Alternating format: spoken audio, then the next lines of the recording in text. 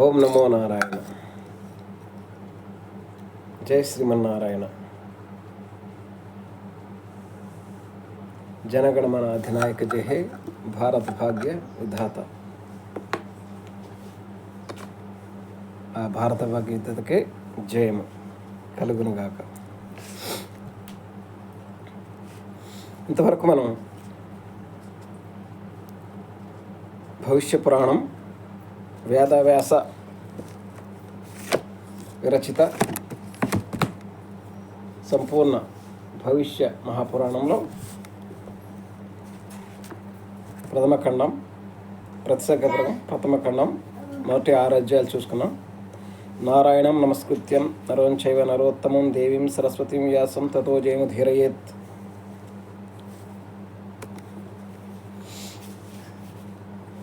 ఈ యొక్క ప్రతిసర్గ పర్వంలో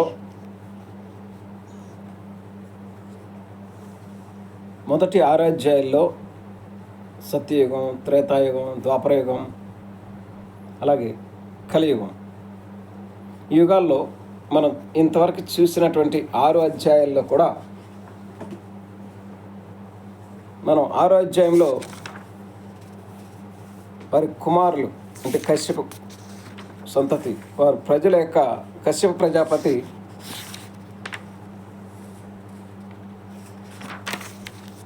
అధ్యాయంలో కశ్యప ప్రజాపతి పరలోకం నుంచి స్వర్గంలోకం నుంచి కిందకి దిగి వచ్చినట్లుగా మనం చూసాం.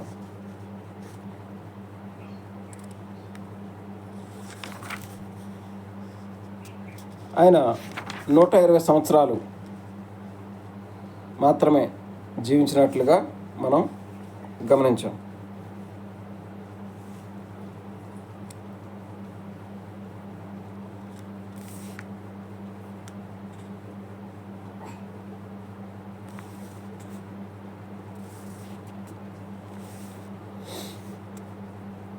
He ruled the country for 120 years. Only 120 years మాత్రమే. అయితే ఈ కశ్యప ప్రజాపతిని గురించి మనం భాగవతంలో చూస్తే,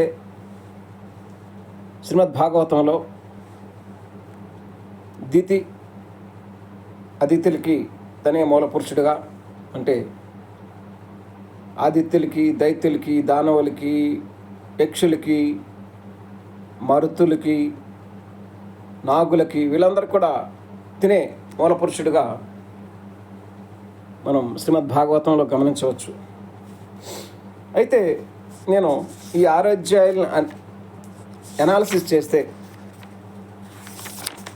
120 సంవత్సరాలు బతకటం ఏమిటి అన్నది నేను ఆలోచించాను. అసలు 1వ అధ్యాయంలో అథా ప్రతిసర్గ పర్వణి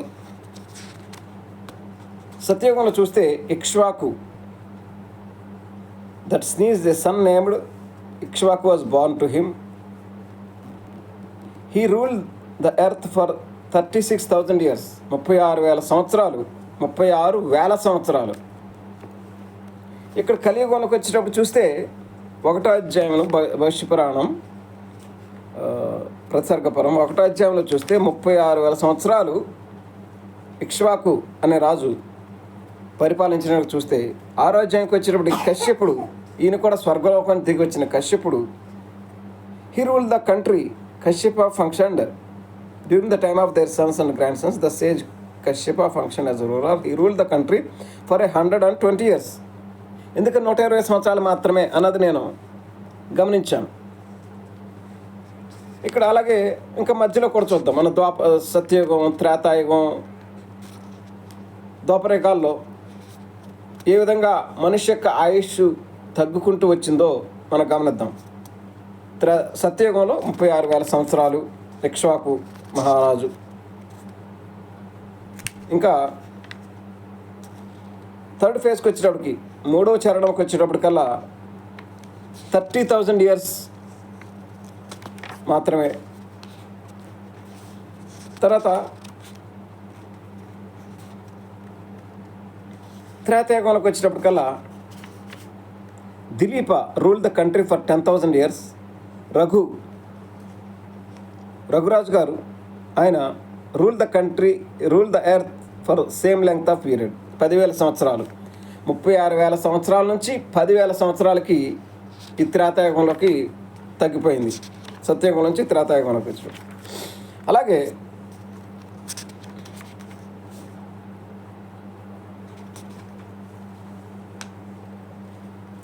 ఈ సంవరణ మహారాజు గారు కూడా ఆయన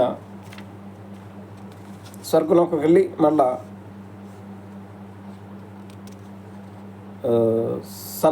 సన్ గాడ్ సూర్యలోకంలోకి వెళ్ళి మరలా తిరిగి వచ్చినట్లుగా ఇక్కడ చూసాం.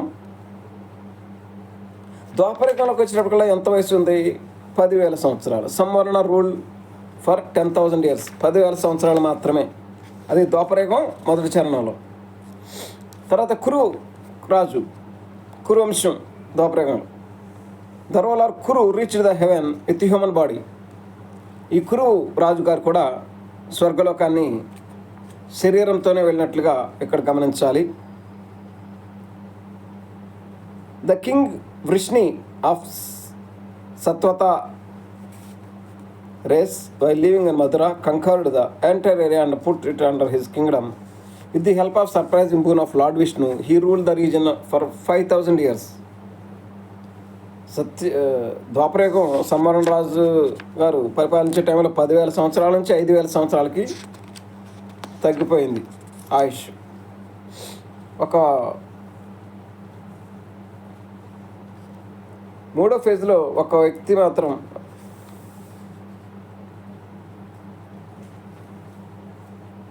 12,000.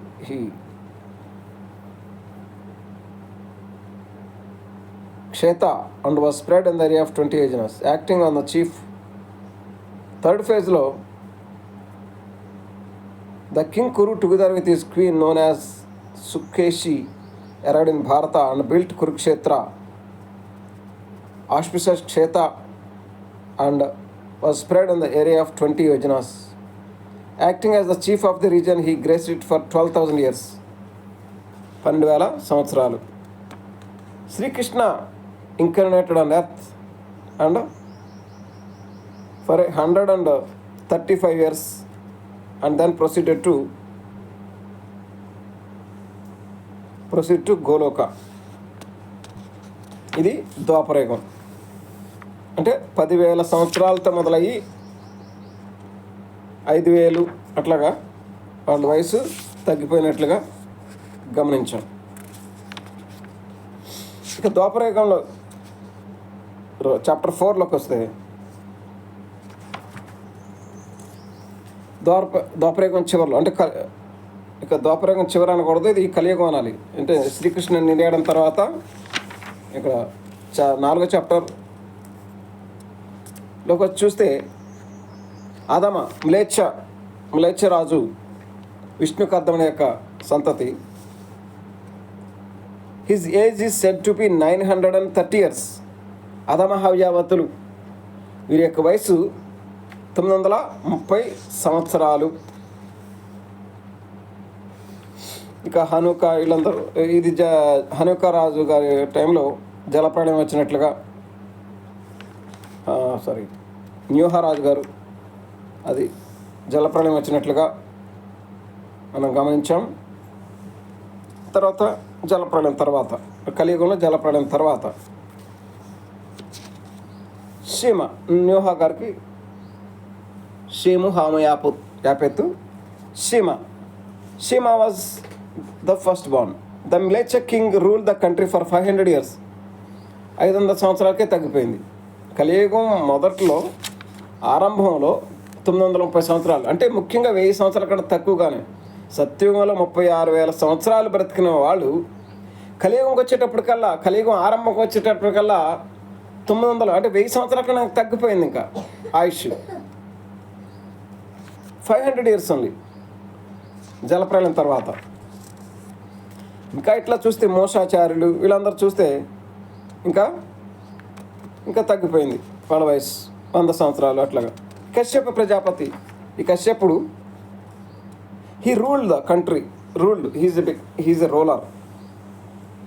He ruled the country for 120 years, 120 సంవత్సరాల వరకే. ఎందుకని అని నేను గమనిస్తే కింగ్ జేమ్స్ వర్షన్లో నేను జెనసిస్ 6:3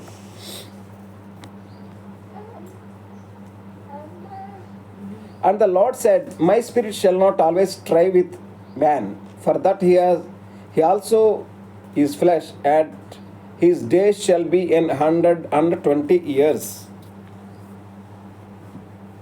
జలప్రళయం తర్వాత భగవానుడు పశ్చాత్తాపం చెంది మనుషులను తయారు చేసినందుకు ఆయన ఏం చేశారంటే 1000 సంవత్సరాలు 500 సంవత్సరాలు అంతగా వందల సంవత్సరాలు కలియుగం ఆరంభంలో బ్రతికితే వాళ్ళ వయసు 120 సంవత్సరాలే అని తగ్గించేశారు. ఇప్పుడు నా వయసు చూస్తే 49 సంవత్సరాలు. అప్పుడే తెల్ల జుట్టు ఈ విధంగా తయారైంది. అంటే ఎందుకు ఇట్లాగా తయారవుతుంది? వాళ్ళేమో సత్యుగంలో చూస్తే 36,000 సంవత్సరాలు బతికారు, కనీసం 1000 సంవత్సరాలు కూడా మనం బతకలేకపోతున్నాం. ఏమిటి అసలు నీ గ్రంథాలను పరిశోధన చేస్తే ఇట్లా భగవంతుని యొక్క ఆశీర్వాదం కోల్పోయారు. ఇంకా భవిష్య మాలికాపురం ఇంకా భగవానుడు ఏం చేశారు అన్నది కలిపురుషుడి యొక్క ఆయుష్ కూడా తగ్గించేశారంట. ఇది కూడా అమెజాన్లో నేను భవిష్య మాలిక మహాపురాణం అమెజాన్ నుంచి తెప్పించాను. దీంట్లో చిన్నగా అమెజాన్ నుండి కస్టమర్ రివ్యూలు. ఈ పుస్తకం అందరికీ నిజమైనది. సాధారణంగా 4,32,000 సంవత్సరాలుగా పరిగణించబడే కలియుగం ప్రజల అనేక పాపాల వల్ల ప్రజల పాపాలు చేసేది పాపాలు ప్రజలే, కానీ ప్రభావం ఎవరిది? కలిపురుషుడి యొక్క ప్రభావం. కళ్యాణ్ తమిళలో కళ్యాణ్ అంటారు అనుకుంటా, తెలుగులో కలిపురుషుడు. ఈ కలియుగ ప్రజల అనేక పాపాల వల్ల 5,000 సంవత్సరాలు మాత్రమే కొనసాగుతుంది. దీంట్లో అనేక ఆధారాలు ఉన్నాయి. కలిపురుషుని యొక్క వయస్సు కూడా భగవంతుడు శ్రీమన్నారాయణుడు పరమపురుషుడు అఖిలాండ కోటి బ్రహ్మాండ నాయకుడు జగన్నాటక సూత్రధారి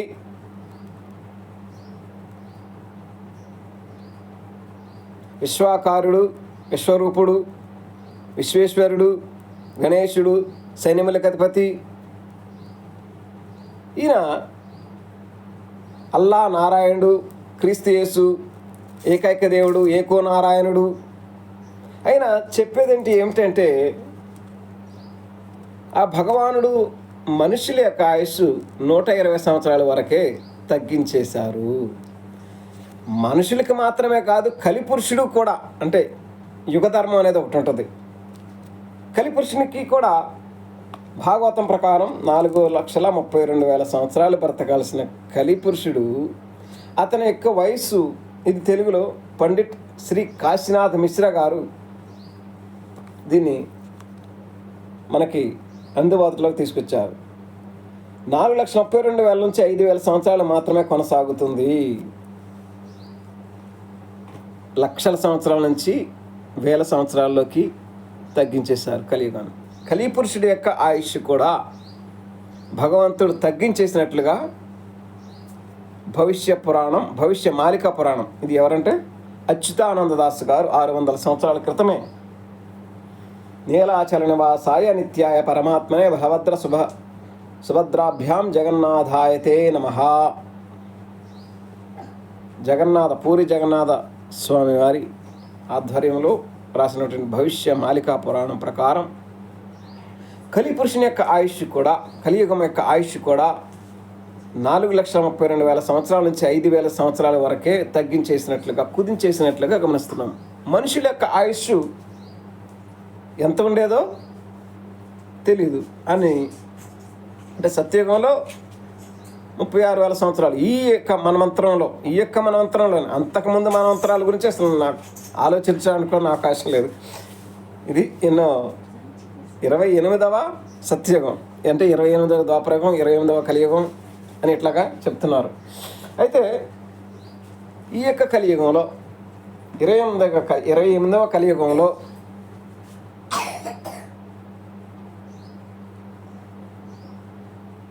ఈ యొక్క బైబిల్ అనే గ్రంథంలో ఆది కాండం జెనసిస్ 6:3లో మనిషి యొక్క ఆయుష్ భగవానుడు 120 సంవత్సరాల వరకు మాత్రమే ఉన్నది, తగ్గించేస్తుంది.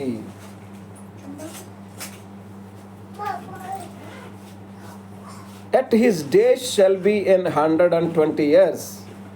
అతని యొక్క రోజులు, అతని యొక్క దినములు 120 సంవత్సరాలు మాత్రమే అని ఇక్కడ బైబిల్ గ్రంథం చెప్తుంది. ఖురాన్ గ్రంథంలో నాకు ఎక్కడ కూడా ఆ యొక్క ఏజెస్ ఎంత అన్నది ఎక్కడ కనిపించలేదు.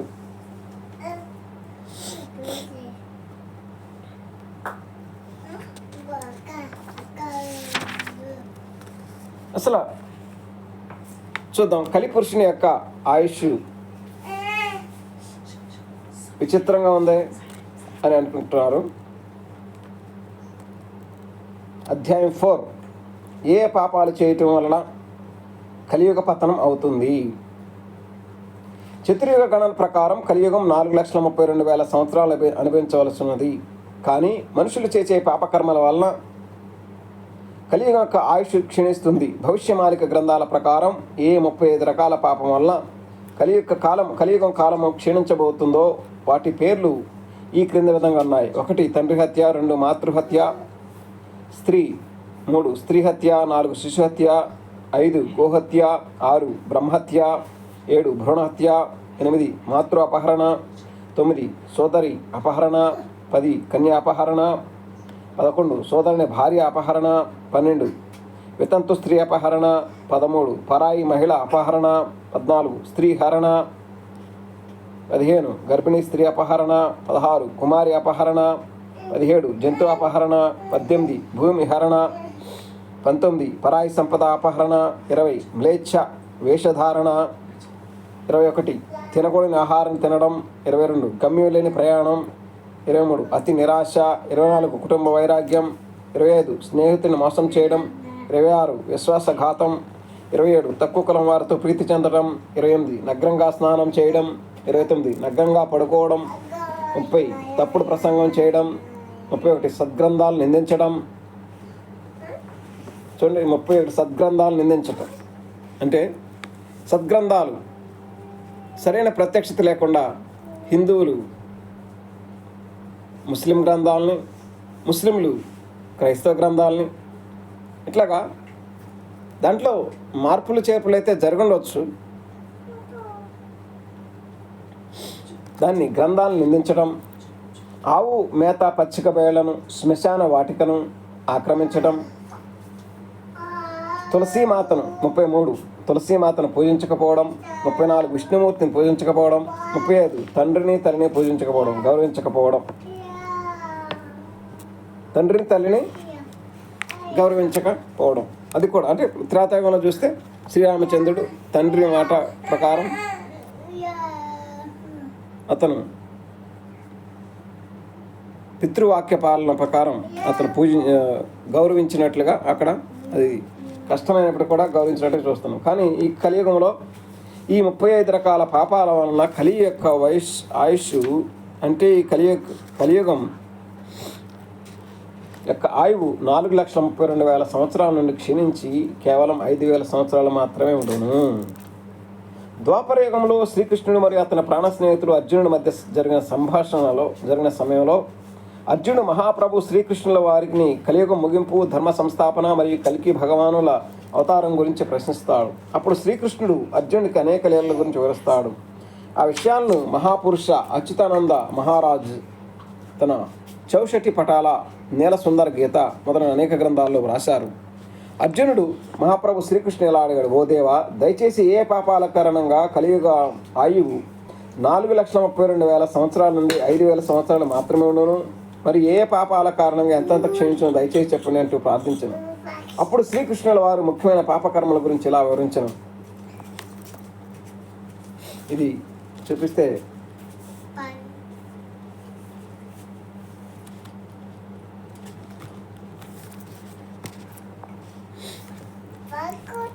ఈ విధంగా 21 రకాల పాపాలు, కర్మ పాపాల గురించి ఇక్కడ ఈ విధంగా కలియుగ కాలము 4,32,000 సంవత్సరాల నుండి 4,27,000 సంవత్సరాలు తగ్గి కేవలం 5,000 సంవత్సరాలు మాత్రమే ఉండును. ఒకటి చూద్దాం ఏ రకంగా అన్నది. అబద్ధం చెప్పడం వల్ల 5,000 సంవత్సరాలు. గంగానది 2, గంగానదిలో స్నానం చేయడం వల్ల, నగ్న స్నానం చేయడం వల్ల 12,000 సంవత్సరాలు. ద్విజులు అక్రమ సంబంధం పెట్టుకోవడం వల్ల 30,000 సంవత్సరాలు. స్నేహితులతో శత్రుత్వం వల్ల 6,000 సంవత్సరాలు. శ్రీ మహావిష్ణు విగ్రహాన్ని పూజించకపోవడం వల్ల 17,000 సంవత్సరాలు. 6 తులసీమాతను పూజించకపోవడం వల్ల 5,000 సంవత్సరాలు. 7 అతిథికి సేవ చేయకపోవడం వల్ల 6,000 సంవత్సరాలు. 8 సోదరుతో శత్రుత్వం వల్ల 40,000 సంవత్సరాలు. 9 తినకూడని వస్తువులు తినడం వల్ల, అంటే మాంసం మద్యం కావచ్చు, 8,000 సంవత్సరాలు. 10 ఇతరుల డబ్బు హరించడం వల్ల 10,000 సంవత్సరాలు. 11 గోహత్య పాపం వల్ల 1,00,000 సంవత్సరాలు. ఈ గోహత్య పాపంకి 1,00,000 చాలా ఎక్కువగా ఉంది ఇక్కడ. 12 పొందిన దానాన్ని చెడు మార్గంలో ఉపయోగించడం వల్ల 14,000 సంవత్సరాలు. వితంత స్త్రీలతో తప్పుడు పని చేయడం వల్ల 24,000 సంవత్సరాలు. 14 మోగజీవులను చంపిన పాపం వల్ల 11,000 సంవత్సరాలు. 15 కులం, మతం, వర్ణ నియమాలు పాటించకుండా ప్రేమించడం వల్ల 12,000 సంవత్సరాలు. 16 గర్భస్థ శిశు హత్య పాపం వలన 7,000 సంవత్సరాలు. 17 స్త్రీ హత్య పాపం వలన 32,000 సంవత్సరాలు. 18 గోవులు మేసే పచ్చిక బయళ్ళు మరియు శ్మశాన వాటికలను ఆక్రమించడం వల్ల 40,000 సంవత్సరాలు. 19 తల్లిని అపహరించిన పాపం వలన 5,000 సంవత్సరాలు. 20 ఘాతం ద్రోహం చేయడం వల్ల 40,000 సంవత్సరాలు. 21 తండ్రి తల్లి హత్య మరియు వారికి అన్యాయం చేయడం వల్ల 3,000 సంవత్సరాలు. ఈ విధంగా కలియుగ కాలం 4,32,000 సంవత్సరాలు నుండి 4,27,000 సంవత్సరాలు తగ్గి కేవలం 5,000 సంవత్సరాలు మాత్రమే కలిపురుషుని యొక్క ఆయుష్ కూడా తగ్గించబడటం జరిగినది. దీన్ని బట్టి పైన తెలుపబడిన విషయాలు వివిధ శాస్త్రాలు, పురాణాలు మరియు మాలిక గ్రంథాలు ద్వారా చెప్పబడిన విషయం ఏమిటంటే, అనేక పాపకర్మల వల్ల కలియుగం ఆయుష్ తగ్గిపోయి కేవలం 5,000 సంవత్సరాలు మాత్రమే అనుభవించవలసి ఉండను. అలాగే శాస్త్ర పురాణాల్లో వివరించిన లెక్కల ప్రకారం ప్రస్తుతం కలియుగం 5,125 సంవత్సరం జరుగుతుంది. అంటే కలియుగం పూర్తిగా ముగిసిపోయింది. ఓం నమో నారాయణ.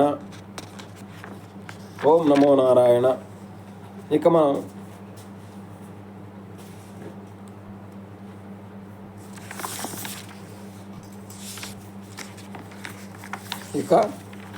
మొదటి 6 అధ్యాయాల్లో భవిష్య పురాణం ప్రథమ ఖండంలో, ప్రతిసర్గపురం ప్రథమ ఖండం మొదటి 6 అధ్యాయాల్లో ఎందుకని యొక్క మనుషుల యొక్క ఆయుష్, కలిపురుషుడి యొక్క ఆయుష్ భగవంతుడు చెప్పిన దాని ప్రకారం కాకుండా ఎందుకు తగ్గించేశారు అన్నది మనం ఇప్పుడు ఇంతవరకు మనం చూసాం.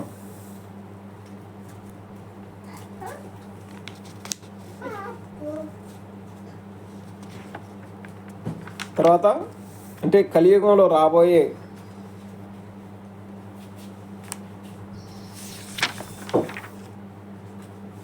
ఈ 7వ అధ్యాయం కూడా దేని గురించి చెప్తుందంటే, ఎక్కువ బౌద్ధ మతం. ఇది మనం 6వ అధ్యాయం మనం చూసాము. 6వ అధ్యాయంలో బౌద్ధ మతం, గౌతమ సిద్ధార్థం ద్వారా ఒక బౌద్ధ మతం అనేది కలియుగ మొదటి చరణంలో వచ్చినట్లుగా మనం గమనించాం. అశోక చక్రవర్తి వీళ్ళందరూ కూడా రావటం జరిగింది. అయితే కన్యాకుబ్జ అనే బ్రాహ్మణుడు యజ్ఞం చేయడం వల్ల అతనికి 4 కుమారులు. వాళ్ళు ఒక్కొక్కరు ఒక్కొక్క వేదంలో, అంటే సామవేదం, యజుర్వేదం, శుక్ల అధర్వవేదం, ఇట్లాగా త్రివేది.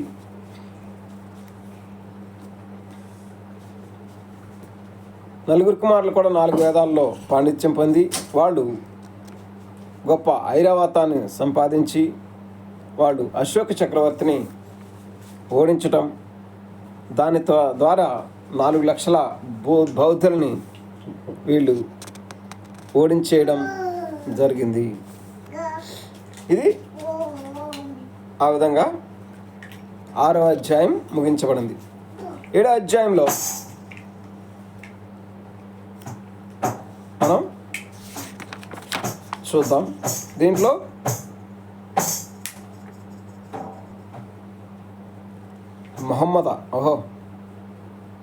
విక్రమాదిత్య బేతాళ, అసలు బేతాళుడు ఎవరు, విక్రమాదిత్యుడు ఎవరు, బేతాళుడు ఎవరు, మహమ్మదా అన్న వారి గురించి దీంట్లో వ్రాయబడింది. అయితే మనం తర్వాత ఎపిసోడ్లో వారి గురించి 7వ అధ్యాయం చూద్దాం. ఎందుకంటే ఈ 6 అధ్యాయాల్లో ఆయుష్ ఏ విధంగా తగ్గిపోయింది, యుగ ఆయుష్, కలియుగ పురుషుని యొక్క ఆయుష్ ఏ విధంగా తగ్గిపోయింది, మానవ జీవితం యొక్క ఆయుష్ కూడా ఏ విధంగా తగ్గిపోయింది, భగవంతుడు ఏ విధంగా తగ్గించేశాడు అన్నది మనం ఇంతవరకు గమనించాం. ఓం నమో నారాయణ, ఓం నమో నారాయణ, జై శ్రీమన్నారాయణ. భారత భాగ్య విధాతనికే జయము కలిగిన గాక.